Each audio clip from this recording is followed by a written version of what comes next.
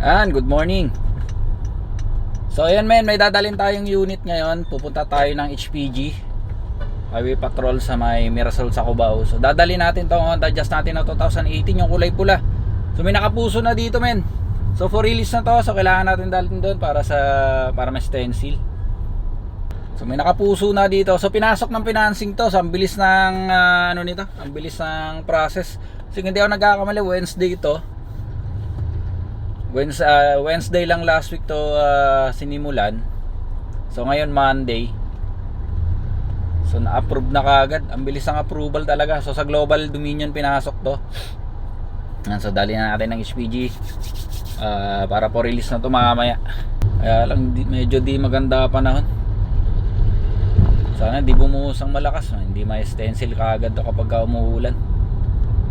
Wala pa namang, medyo konti lang yung may bubong doon sa may HPG. Sana wala masyado nagpapa-stencil para makaano kagad tayo habang medyo ambon-ambon pa lang. Medyo matraffic pa naman. So mamaya pagbalik natin ng garahe, papakita ko sa inyo yung itsura nitong Honda Jazz na to. Ang ganda nito men, 2018 na kulay pula. Ang ganda pa naman ang pagkapula nito. Parang Ferrari red. Tsaka ang kinis din ito eh. Mamaya pagbalik ng garahe, pakita ko sa inyo. Videohan natin. Pero marami pa tayong unit dun sa garahe. So matagal-tagal na pala akong hindi nakapag-content ng mga sakyan natin dun Subukan natin mamaya may content natin yung mga unit natin dun. Tagal-tagal na pala akong hindi nakapag-content ng mga sasakyan. Kaya lang di maganda panahon paano ako maglalabas ng sasakyan ito. Pero mamaya pakita ko na rin sa inyo yung mga ibang unit natin dun. Lamig ng aircon nito, grabe. Mamanid yung braso ko sa lamig.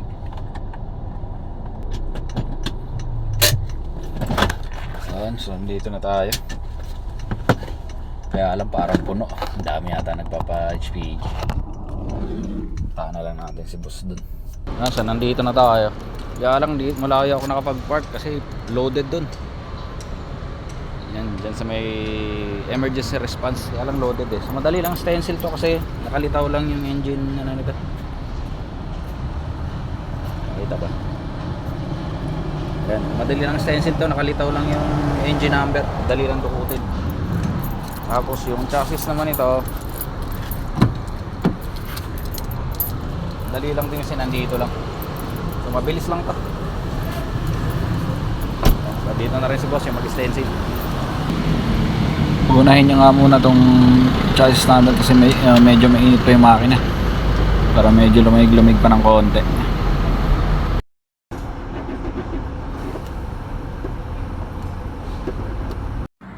After natin dito sa engine bay, so makakalis agad tayo kasi na-picture na kagad to. So bago pa lang makapag-stencil si boss, makapagsimula kanina, buti nakapagpa-picture na muna tayo.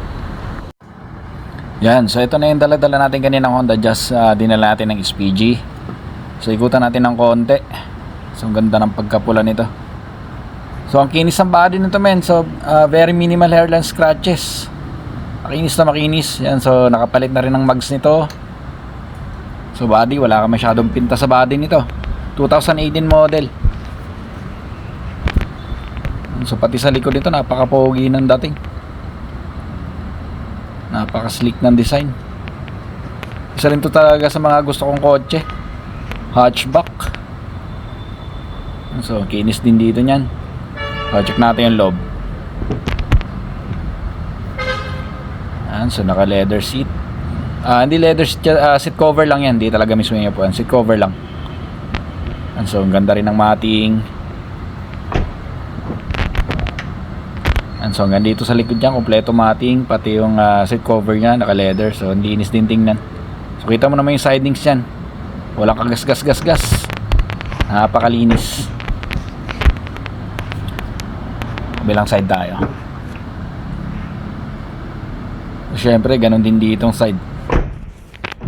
Driver side. So ganun din yung sidings dito. Madalas ito yung gastado eh.